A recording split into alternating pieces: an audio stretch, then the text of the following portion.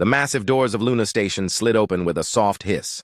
Ambassador Veltar stepped through, his crystal-like body shaking. His once proud posture was now bent with fear. Behind him walked two other aliens, their heads down in shame. Admiral Hyunki stood at the center of the room. His dark eyes watched the aliens carefully. General Bora stood beside him, her arms crossed. Neither human smiled. They had good reason to be cold. Just 5 years ago, these same aliens had called humans savage beasts and unfit for space. Admiral Hyunki, Veltar said, his voice cracking. I come before you today not as an enemy, but as someone who needs help. Captain Dong-Su watched from the side of the room. He had fought against Federation ships during the border wars. Seeing these proud aliens beg felt strange to him. Speak, Admiral Hyunki said simply. Veltar activated a small device. A hologram appeared in the center of the room. It showed a beautiful planet with blue oceans and green lands. Then the image changed. The planet became gray and lifeless. Strange black shapes moved across its surface like a disease. This was Ketra Prime, Veltar said. Home to 12 billion of my people. This recording was made 3 days ago. The hologram showed massive black ships descending from space. They looked like giant insects made of metal and flesh.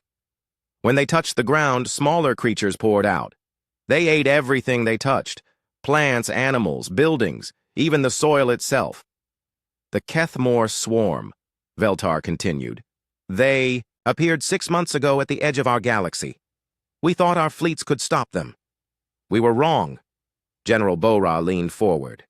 How many worlds have you lost? 17, Veltar whispered. 17 worlds in 3 months. Over 200 billion lives. Dr. So-young, who stood near the back of the room, gasped. She was Earth's best expert on alien life. Even she had never heard of anything this destructive. The hologram changed again. It showed Federation warships attacking the Black Swarm ships. Their energy weapons hit the alien vessels, but did almost nothing. The swarm ships adapted quickly. After a few hits, the energy weapons stopped working completely. They learned from everything we throw at them, Veltar said. Our plasma cannons, our particle beams, our fusion missiles. After the first few attacks, they become useless. Commander Jin Woo stepped closer to the hologram. He was young and eager for battle. What about kinetic weapons? Old-fashioned bullets and explosives? Veltar looked confused.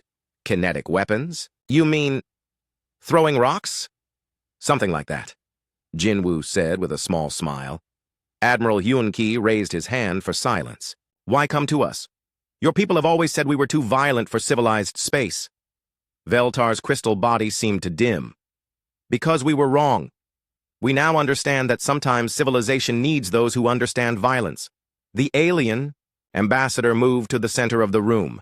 Then, to everyone's shock, he fell to his knees. I beg you, Veltar said. Help us. You are our only hope.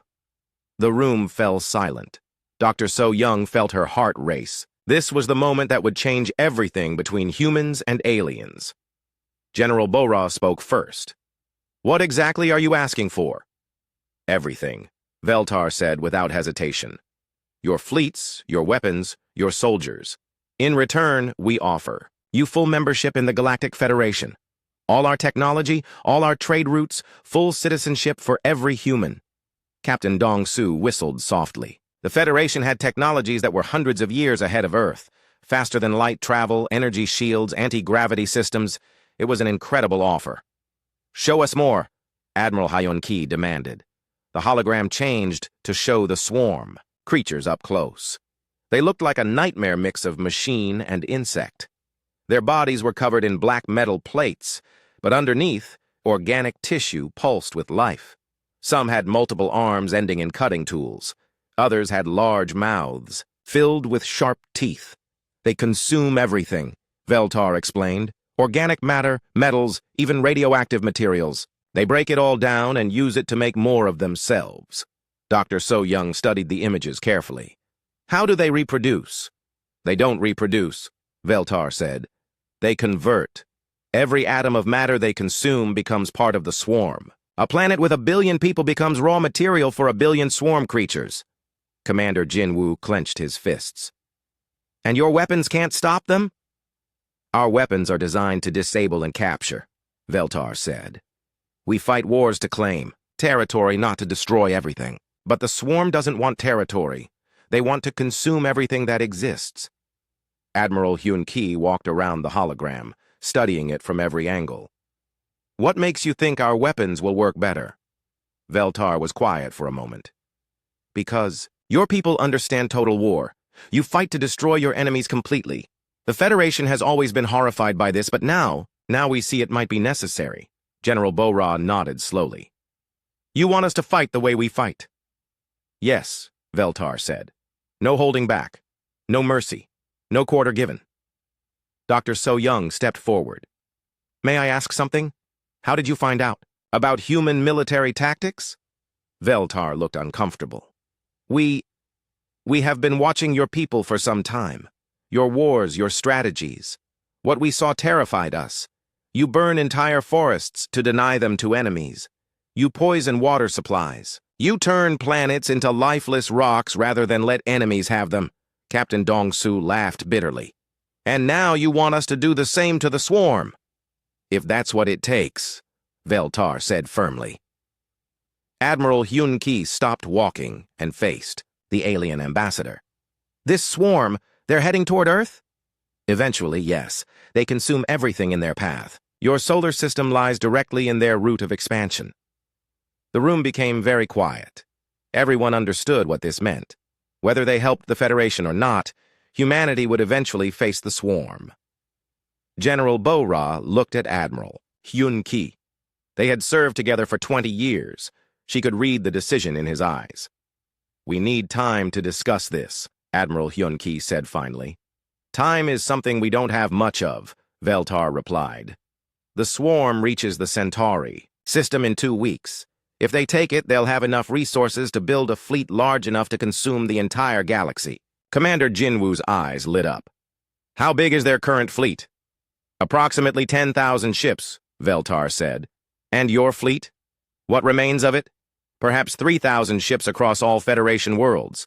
Dr. So-Young did quick math in her head. Earth's fleet has 800 ships.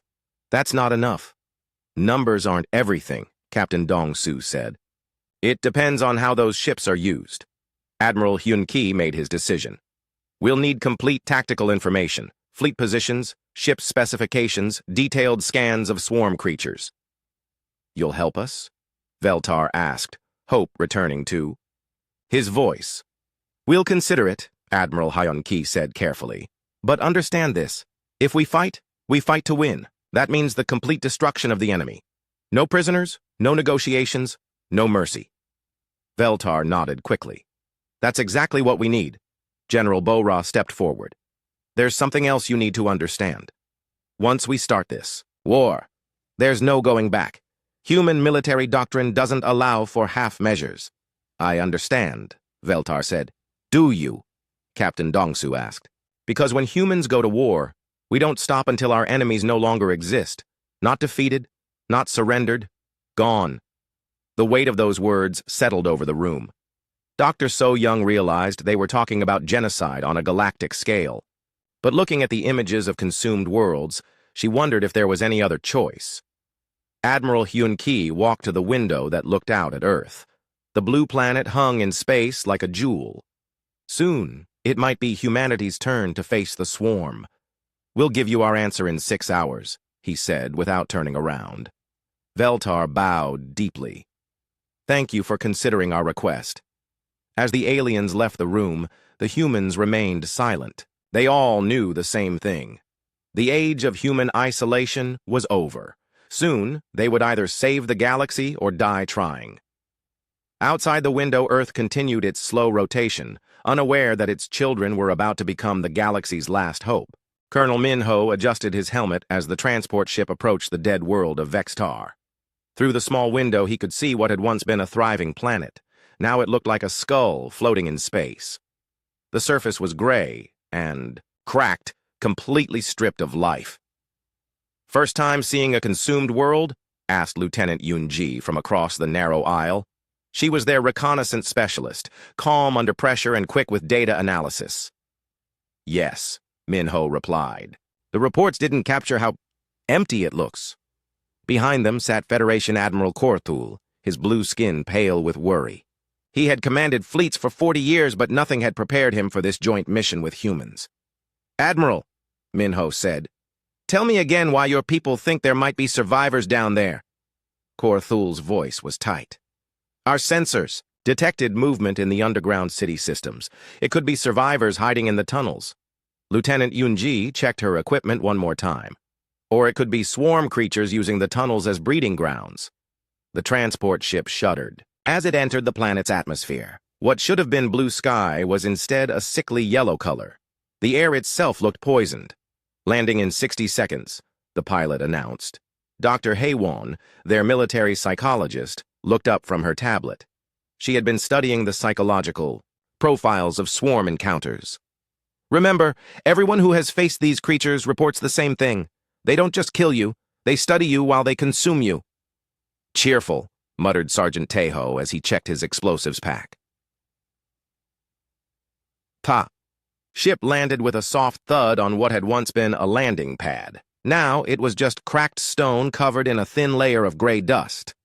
Colonel Minho stepped out first. The air felt wrong, even through his environmental suit. Everything was too quiet. No wind, no animals, no insects, just silence.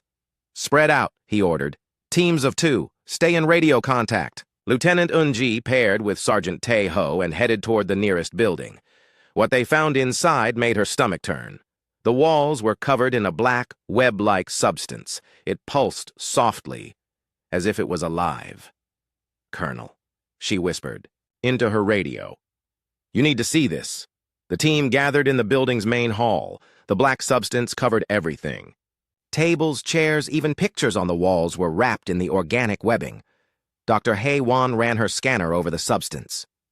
It's partially organic, partially synthetic, like the swarm creatures themselves. Admiral Korthul touched the wall with a gloved hand. The black substance moved toward his touch, wrapping around his fingers before he pulled away. It's still active, he said with horror. Sergeant Tejo aimed his weapon at the wall. Should I burn it? Wait, Lieutenant Yunji said. She was studying, her readings carefully. This isn't random. Look at the pattern. She was right. The black webbing formed complex geometric shapes across the walls and ceiling. It looked almost like writing, or maybe a map.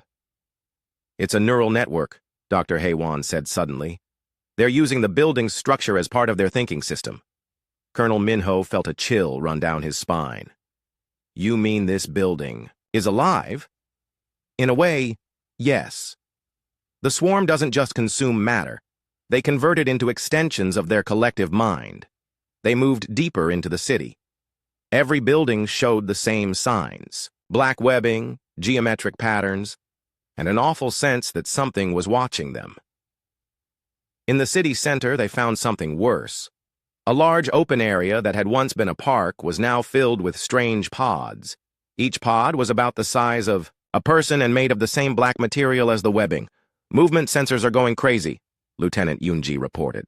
Something's alive in those pods. Admiral Korthul approached one of the pods carefully. Through its semi-transparent surface, he could see something moving inside. By the stars, he whispered. I think those are the survivors. Doctor. Haywon quickly scanned the pod. There are life signs, but they're very weak. Whatever's in there has been changed. Suddenly, the pod began to crack open. Black fluid leaked out, followed by a pale arm. Then a face appeared. It had once been one of Korthul's people, but now its eyes were completely black. Black veins ran under its skin like infection lines. Help! Me, it whispered. Admiral Korthul stepped forward, but Colonel Minho grabbed his arm. Don't, the human said firmly. Look at its biosignature. Dr. Haywon's scanner was beeping frantically. It's not entirely alive anymore. Part of its brain has been replaced with swarm material.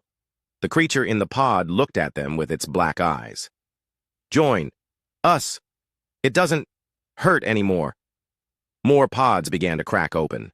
Dozens of partially converted beings emerged.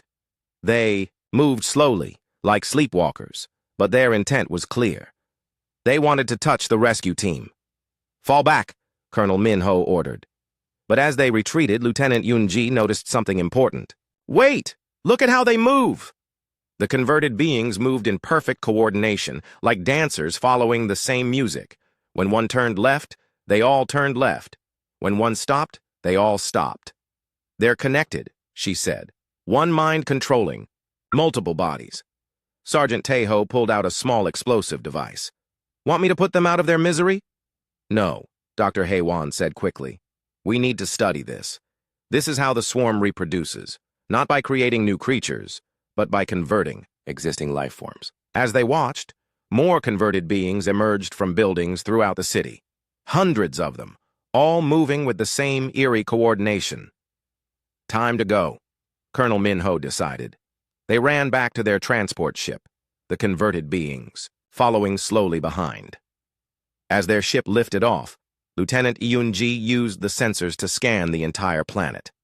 "Colonel," she said, her voice shaking, "the whole planet is covered in that neural network. Every building, every street, every tunnel, it's all connected." "How many converted beings?" he asked. "Millions, maybe tens of millions. The entire population of the planet has been turned into part of the swarm. Back in space, they transmitted their findings to the Federation fleet." Admiral Korthul was quiet for a long time after seeing the data. "We can't save them," he finally said. "My people down there, they're gone." Captain Wu Jin, who had been monitoring the mission from his ship, spoke over the radio.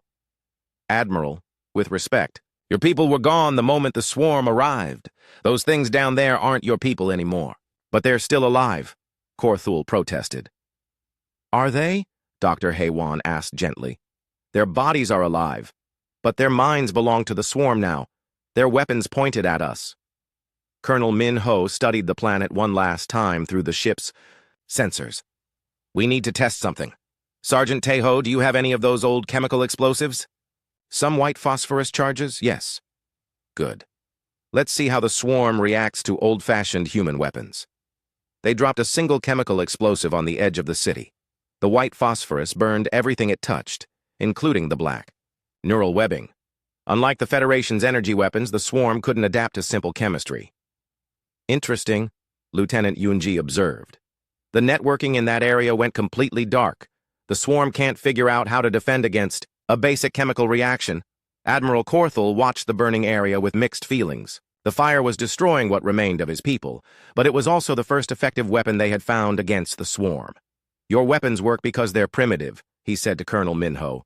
"The swarm adapts to complex technology, but it can't adapt to simple physics and chemistry." Captain Wu Jin's voice came over the radio again. "Colonel, I'm reading massive movement from the far side of the planet. Whatever we just did, the swarm noticed. On their sensors, they could see swarm ships rising from the planet's surface, dozens of them all heading in their direction. Time to test human ship tactics," Colonel Min-ho said calmly. Instead of using energy shields like Federation ships, the human transport relied on heavy armor and rapid movement. When the swarm ships fired their bioenergy weapons, the human ship simply absorbed the hits and kept moving.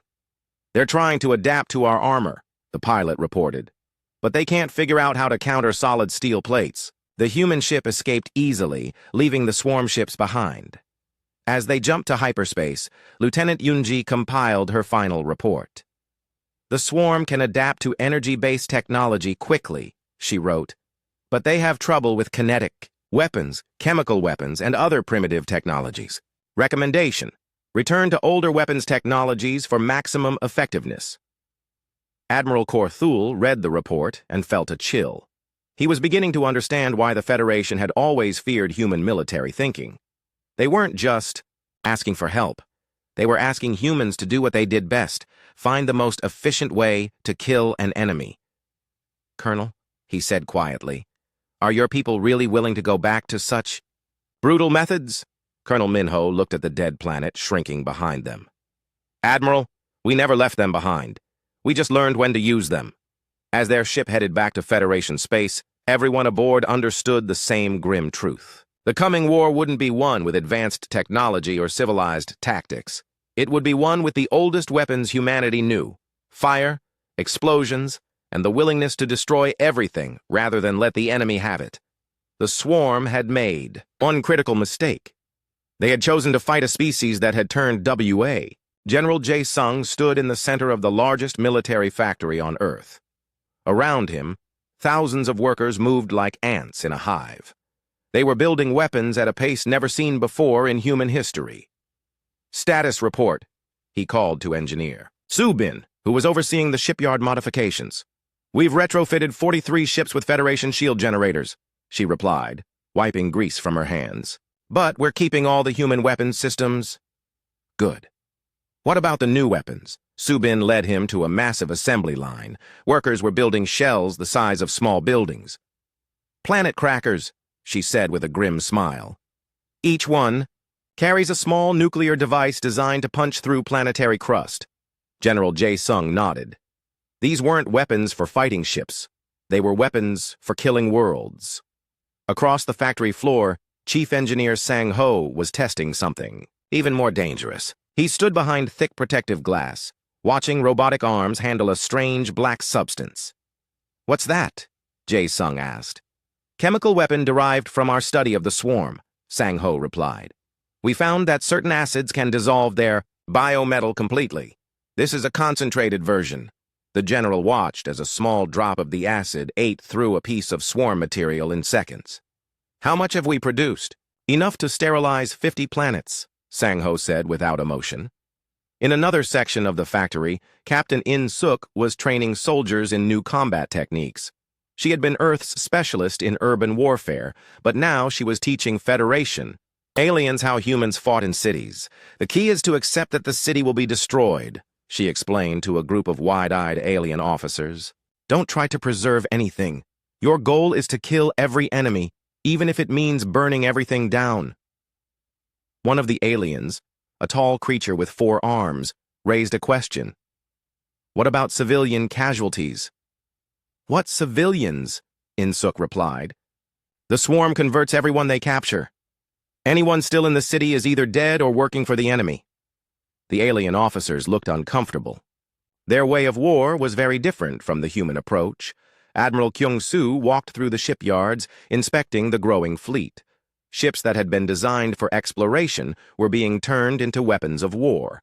Cargo holds were filled with explosives. Science labs were converted into chemical weapons storage. "How many ships will be ready?" he asked Commander Jun Seo, who was organizing the fleet formations. 800 human ships, plus whatever the Federation can provide. Maybe 1,200. Total. Against 10,000 swarm ships? "Numbers don't matter if we fight smart," Jun Seo said. "We're not planning to fight fair." On the other side of Earth, Dr. Chan Young was working on something that might be more dangerous than any weapon. She was studying how the swarm communicated with each other.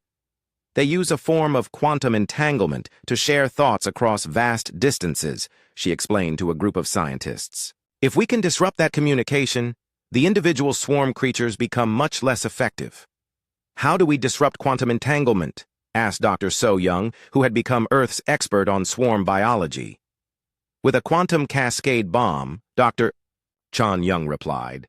"It creates an interference field that breaks quantum connections across several light years." Dr. So Young felt her blood run cold. "That would also disrupt our own quantum communications and Federation communications, and probably kill any telepathic species in the area." "Yes," Dr. Chan Young said simply, "but it would also cut the swarm's hive mind into separate pieces." The room fell silent. They were talking about a weapon that would cause massive collateral damage to their allies. Meanwhile, in the deepest levels of the Earth defense complex, something even more terrible was being prepared. General Jae-sung met with a small group of scientists in a room that didn't officially exist. "The Star Killer device is ready," reported Dr. Min Jae, the project leader. "We can trigger a solar collapse in any star system." "Time from activation to stellar death?" "Approximately 6 hours. The entire system would be destroyed, including all planets and moons." General Jae-sung studied the device. It was surprisingly small, about the size of a briefcase. "How many have we built?" 3. "We decided that was enough to end any threat. Or end ourselves if we're not careful." the general muttered. Back in the main factory, Engineer Subin was showing Admiral Kyung-soo the latest ship modifications. Human vessels now carried Federation shield technology, but they still relied on kinetic weapons and chemical explosives. "The shields will protect us from their bioenergy weapons," she explained. "But we're keeping our railguns and missile systems. The swarm still can't adapt to simple physics." "What about the new ammunition?" "Depleted uranium shells with chemical cores. When they hit swarm ships, they punch through the hull and release acid that dissolves everything inside." Admiral Kyung-soo watched workers loading the ammunition. "How many rounds have we produced?" 10 million shells, plus 50 million chemical rockets, plus 25 million conventional explosives. That's enough to fight a war that lasts decades. Or a war where we destroy everything in our path," Subin replied. In the command center, Federation Ambassador Veltar was watching the human preparations with growing alarm. He had asked for help, but what he was seeing went far beyond military assistance. "General Jae-sung," he said carefully, "some of these weapons seem excessive." The general looked at him with cold eyes. "Ambassador, you came to us because your civilized weapons couldn't stop the swarm. These are uncivilized weapons. They're designed to kill everything. But the chemical weapons alone could wipe out entire star systems. Yes, that's the point." Captain In-suk finished her training session and approached the group. "Ambassador, you need to understand something about human warfare. We don't fight to win battles. We fight to make sure our enemies can never threaten us again. But surely you don't plan to use all of these weapons." "We plan to use whatever it takes," General Jae-sung said firmly. "If that means poisoning 1,000 worlds to stop the swarm, we'll do it. If it means collapsing stars to deny them resources, we'll do it." Veltar felt a chill run through his crystalline body. "What if you win?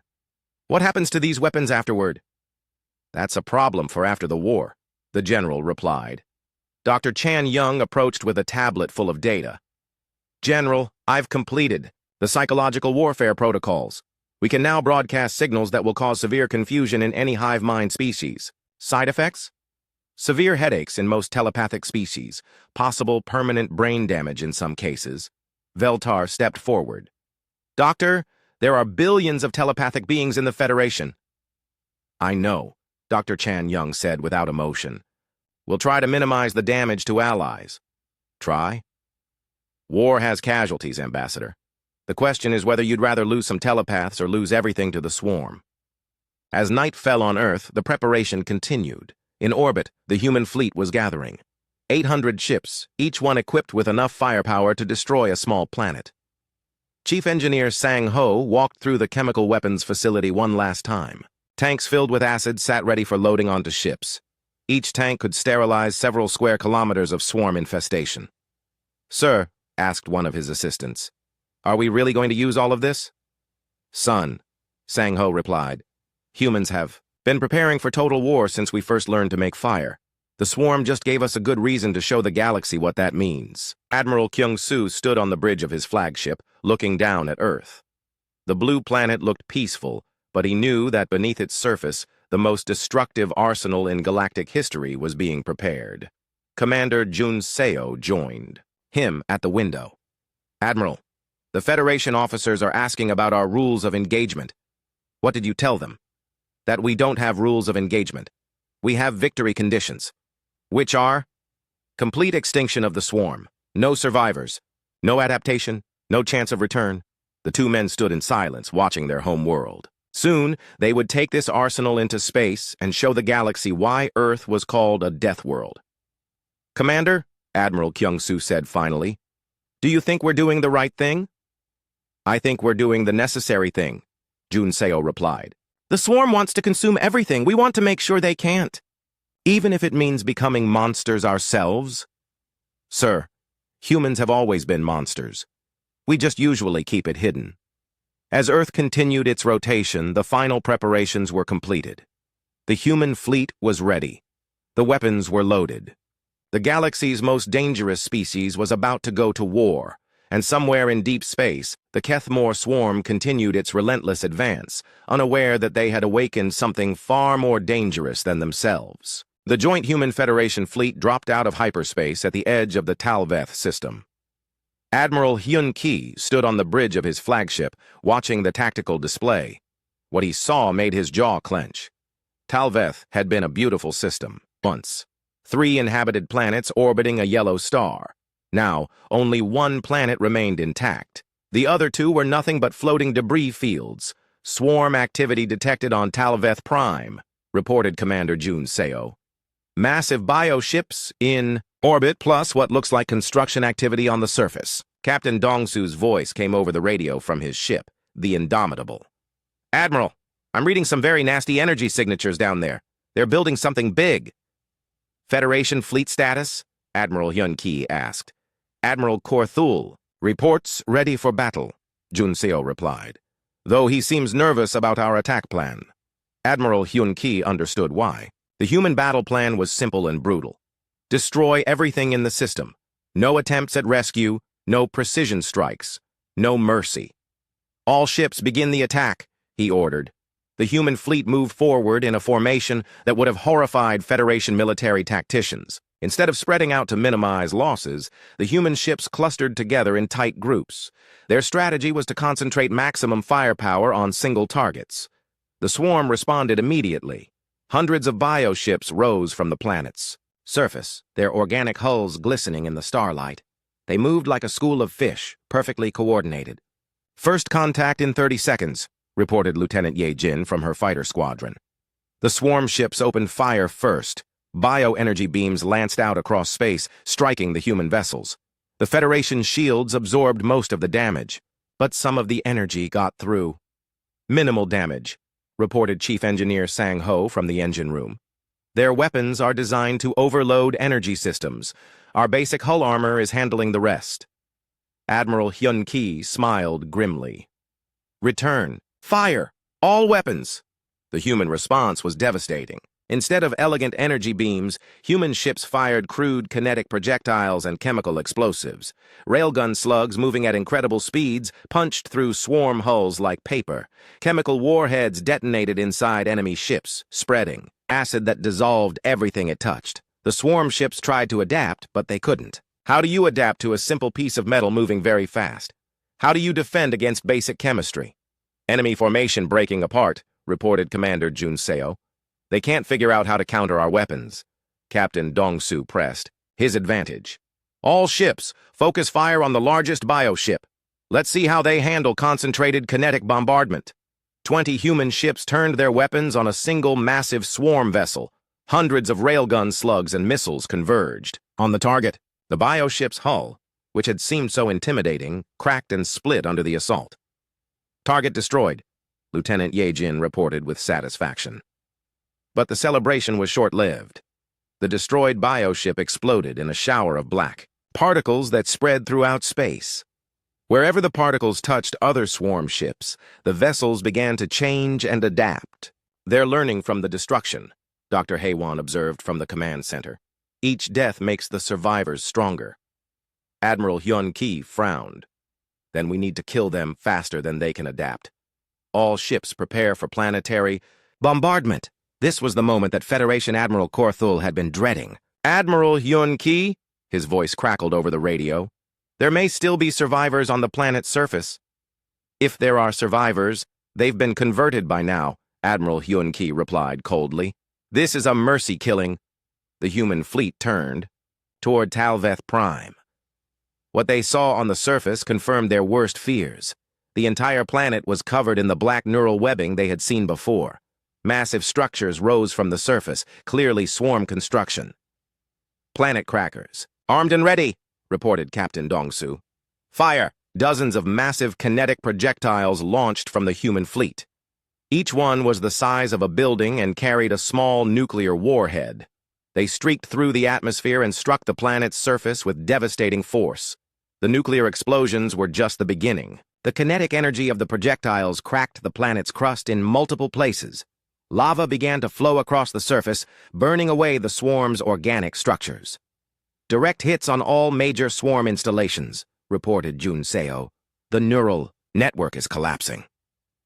On his ship, Admiral Korthul watched in horror as an entire world died. This is madness, he whispered to his bridge crew. This is war. replied Colonel Minho, who was serving as liaison on the Federation flagship. Human war.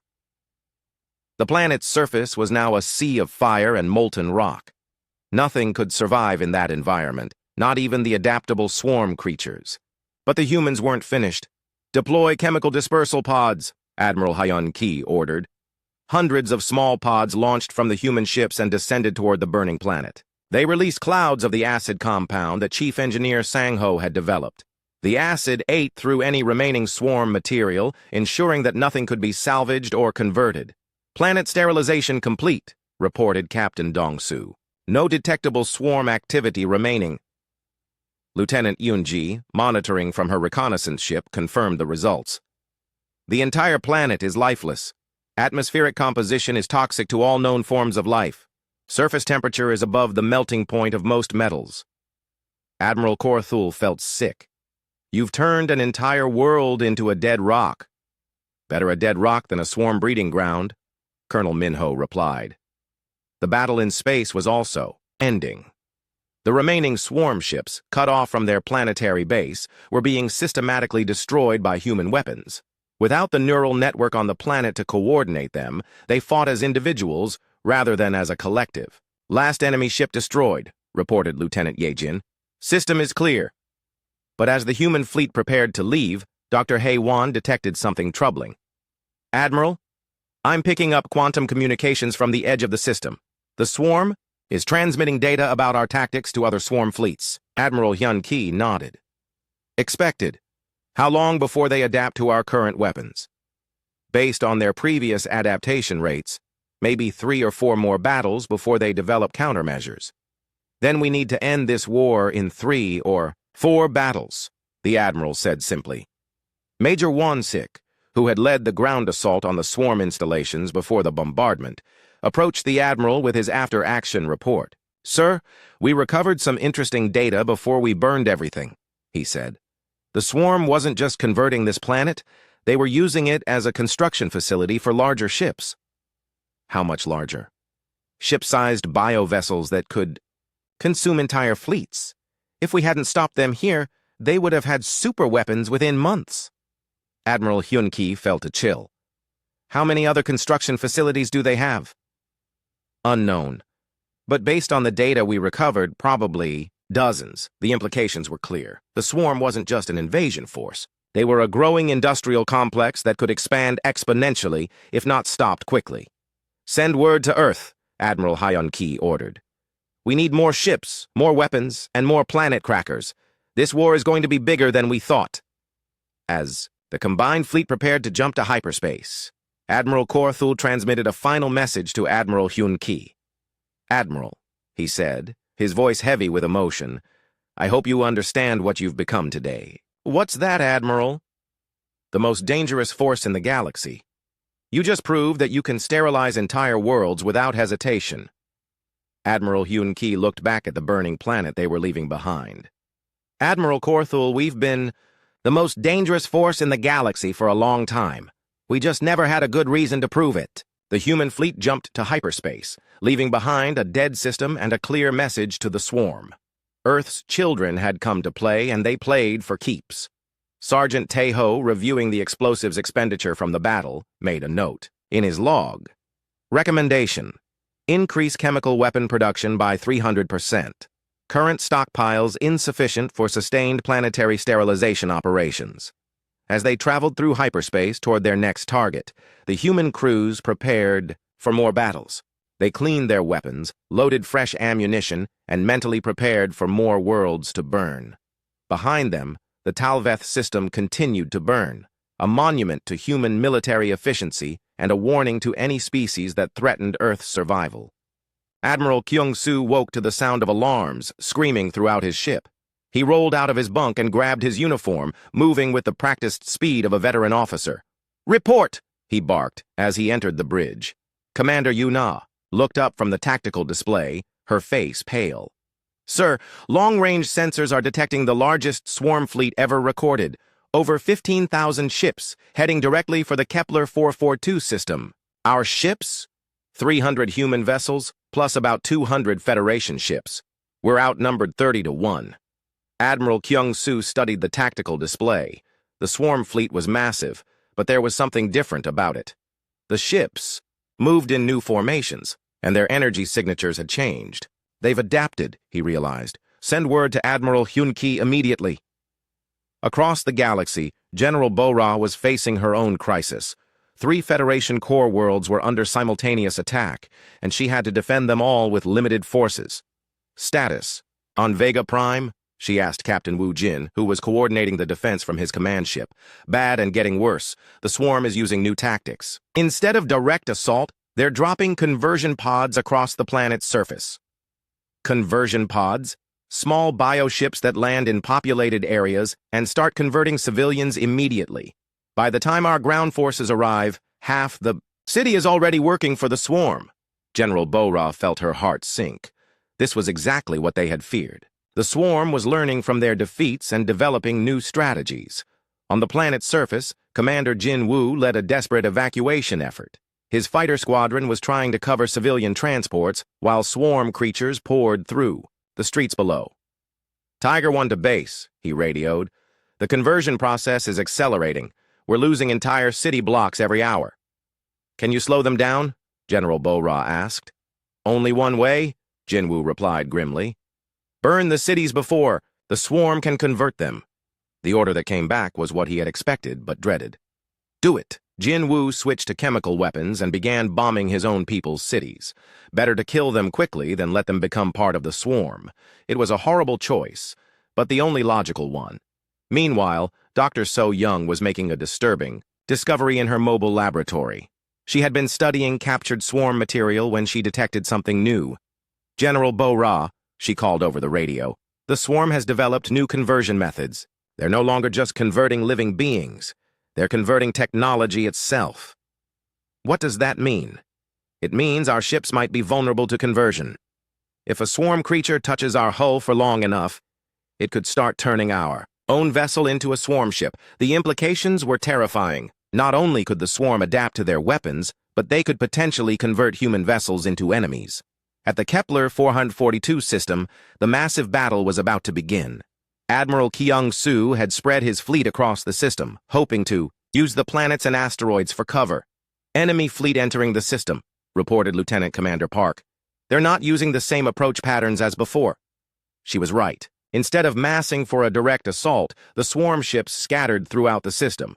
Some headed for the inhabited planets, others moved to control the asteroid mining stations. They're trying to take our resources instead of destroying them, Admiral Kyung-soo realized. They want to convert our industrial capacity.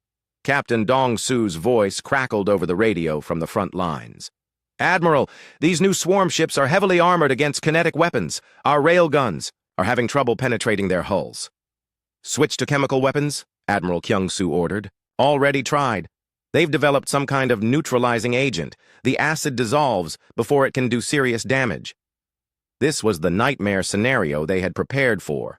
The swarm had successfully adapted to human weapons. What about nuclear weapons? The Admiral asked.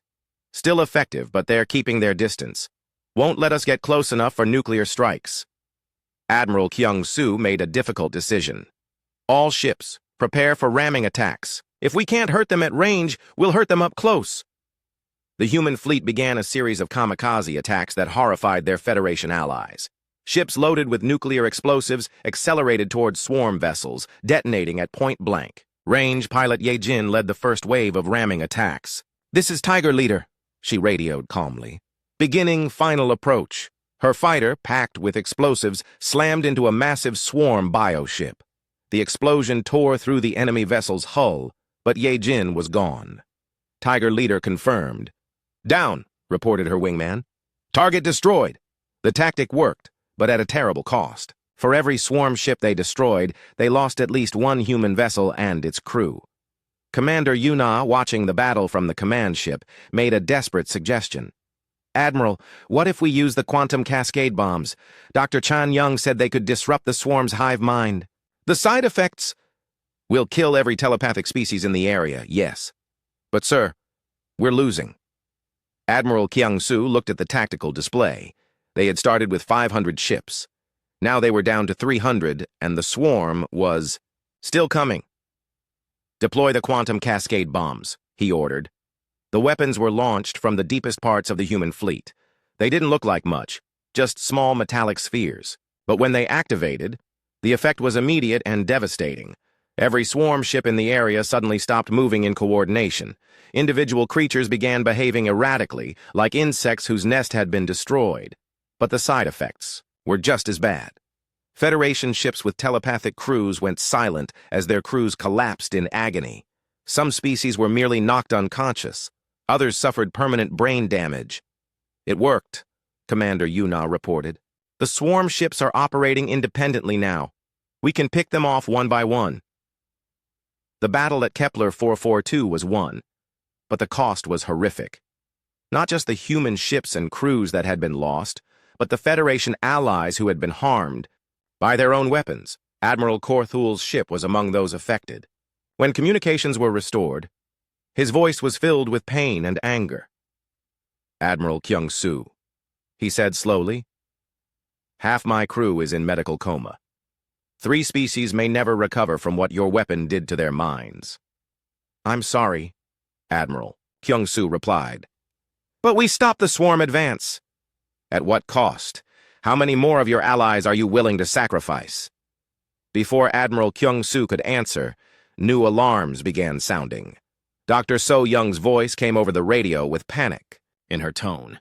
Admiral, I've been monitoring swarm communications. They're planning something massive. All swarm fleets are converging on a single location. Where?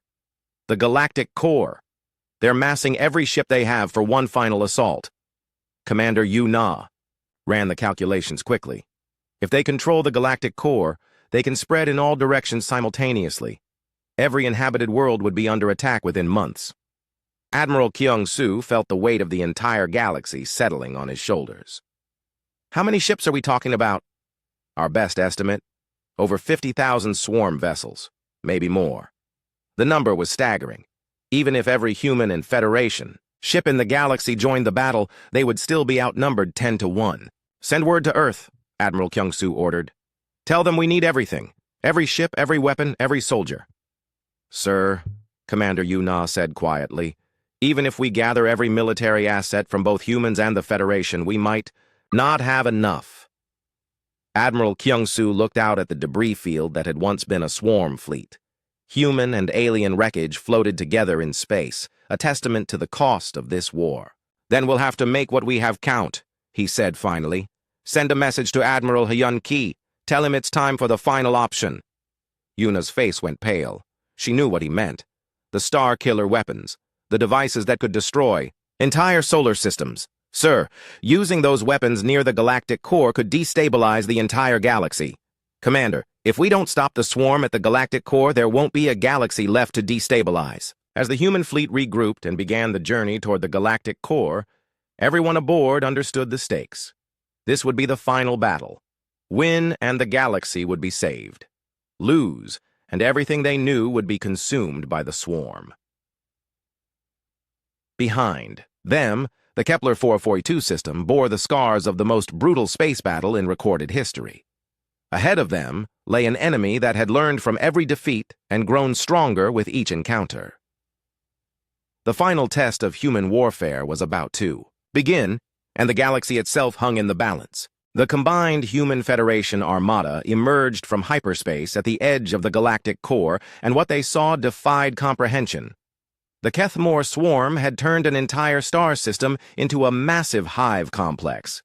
Admiral Hyun-ki stood on the bridge of his flagship, staring at the tactical display in grim silence. 60,000 swarm ships surrounded a cluster of stars, their biohulls forming geometric patterns that hurt to look at. Dear gods, whispered Admiral Korthul over the communication link. They've built a mega-structure around the stars themselves. He was right. The swarm had connected their ships with organic cables and neural networks, creating a single massive organism that spanned light years. At the center, they could see the original Kethmore homeworld, now pulsing with dark energy. Analysis, Dr. Chan Young, Admiral Hyun-ki requested. The psychologist's voice was tight with fear. Admiral, they've created a super hive mind. Every Swarm creature in the galaxy is connected to this central intelligence. If we don't destroy it here, they'll coordinate their expansion across every inhabited system simultaneously. General Jae Sung joined the conversation from his command ship. Sir, our intelligence suggests they're preparing to launch reproduction swarms to 1,000 different star systems. Each swarm would be large enough to consume an entire sector. The numbers were staggering. Even if humanity and the Federation fought perfectly, they couldn't defend against attacks on that scale. What about our secret weapons? Admiral Yun Ki asked quietly. Chief Engineer Sang Ho's voice came over a secure channel. The Starkiller devices are ready, sir. But deploying them here, he paused. Sir, we're talking about destabilizing multiple star systems simultaneously. The gravitational effects could tear apart this entire region of space. Acceptable risk, Admiral Hyun Ki said without hesitation. Proceed with deployment preparations. Captain Dong-Soo, commanding the strike force, felt his stomach tighten. Admiral, that's a one-way mission. My ship won't be able to escape the gravitational collapse. Understood, Captain. Are you volunteering? Dong-Soo looked around his bridge at his crew. They had all volunteered for this mission knowing they might not return. Yes, sir. The Indomitable is ready. Meanwhile, Colonel Min-ho was preparing for the ground assault on the Kethmore homeworld itself. His mission was to reach the central hive mind and plant Dr. Chan Young's psychological warfare device directly into the swarm's collective consciousness. Colonel, Dr. Chan Young explained over the radio, this device will cause a complete cascade failure in their hive mind, but you'll need to get within a few meters of their central processing center. What happens to anyone nearby when it activates? Immediate and permanent brain death for any connected hive mind entity. Possible severe neurological damage to non-connected organic life within several kilometers. Colonel Min-ho nodded grimly. Understood. How long do I have once it's activated? Maybe 30 seconds before the neural feedback becomes lethal to humans. It was a suicide mission, and everyone knew it. The battle began with the largest space engagement in galactic history. 2,000 human and Federation ships faced 60,000 swarm vessels in a fight that would determine the fate of every living thing in the galaxy. Admiral Kyung-soo led the first wave, his ships charging directly into the swarm formation. All ships, ignore the small targets. We're going for the central structure. The swarm response was immediate and overwhelming. Bioenergy beams filled space like deadly lightning. Despite their Federation shields, human ships began taking heavy damage. They've adapted to our quantum cascade bombs, reported Commander Yuna. The weapons aren't disrupting their coordination anymore. Then we fight them ship to ship, Admiral Kyung-soo replied. All vessels, prepare for close combat. What followed was the most brutal space battle ever fought. Human ships designed for long-range combat closed to point-blank range with swarm vessels.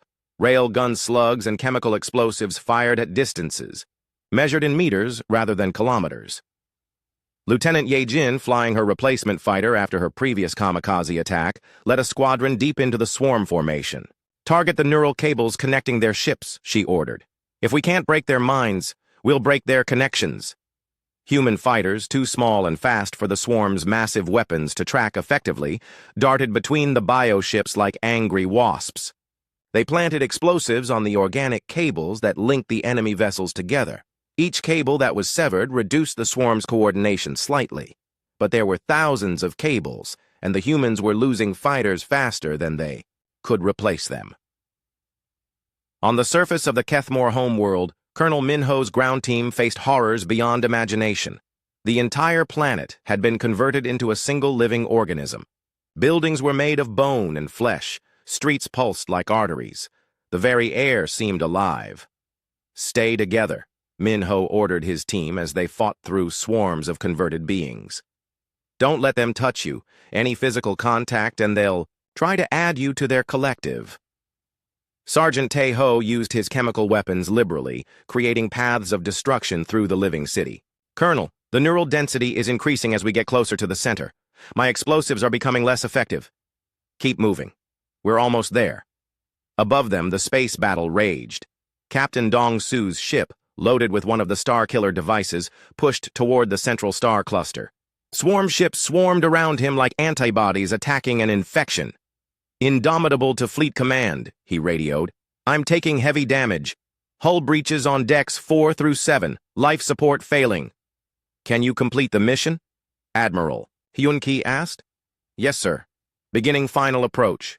Engineer Subin, working frantically in the damaged engine room, rerouted power from life support to the engines. "Captain, I can give you one more burst of speed, but after that we're dead in space." "Do it." The Indomitable accelerated toward the central stars, trailing atmosphere and debris. Swarm ships tried to intercept, but the human vessel was moving. Too fast to stop. On the homeworld surface, Colonel Min-ho's team reached the central hive complex. What they found was a structure that defied description, a massive brain made of living tissue and biometal, pulsing with dark energy.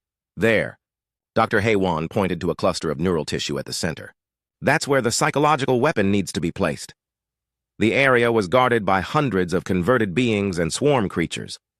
Min-ho's team would have to fight through them all to reach the target. "Sergeant Tae-ho, prepare your largest explosive charge. We're going to blast our way through." The chemical explosion that followed was visible from orbit. It tore a hole through the living structure, creating a path to the central brain. Min-ho ran through the gap, carrying Dr. Chan Young's device. Around him, the entire hive complex was reacting to the intrusion. Walls began closing in, trying to crush the invaders. He reached the central neural cluster just as Captain Dong-su's ship arrived at the star system's heart. "Device planted," Min-ho radioed. "Activating in 10 seconds. "Star Killer device armed," Captain Dong-su reported simultaneously. "Activating now." Two weapons of unprecedented destruction activated at the same moment. Dr. Chan Young's psychological warfare device sent a cascade of neural disruption through the entire swarm hive mind. Every connected creature across the galaxy suddenly found their collective consciousness shattered. At the same time, Captain Dong-su's Starkiller device began its work. The central stars of the Kethmore system started to collapse in on themselves, their nuclear reactions becoming unstable. The effect was immediate and catastrophic. Swarm ships throughout the galaxy suddenly stopped their coordinated movements. Individual creatures began behaving erratically, like ants whose nest had been destroyed. "It's working," Admiral Kyung-soo reported. "The swarm formation is breaking apart." But the victory came at a terrible cost. Colonel Min-ho and his team were consumed by the neural feedback from the psychological weapon. Captain Dong-su and his crew were vaporized when the stars began their collapse. The stellar destruction spread outward from the galactic core, consuming everything in its path. The entire Kethmore home system became a black hole, pulling in debris and destroying any remaining swarm presence. "All ships, retreat to minimum safe distance," Admiral Hyun-ki ordered. "The gravitational effects are spreading." As the human and Federation fleets pulled back, they watched the complete annihilation of their enemy. Every swarm ship in the galaxy had gone silent. Every converted world was now free of the hive mind's control. But Ambassador Veltar, watching from his command ship, felt no celebration. "Admiral Hyun-ki," he said quietly, "do you realize what you've accomplished today? We saved the galaxy from the swarm. You've proven that humans are capable of destroying entire star systems without hesitation. You've shown that when threatened, you will literally tear apart the fabric of space itself." Admiral Hyun-ki looked at the expanding black hole that had once been the galactic core. "Yes, we have. And now every species in the galaxy knows that you have these weapons. Good. Maybe they'll think twice before threatening us." The war was over. The Kethmore swarm was extinct.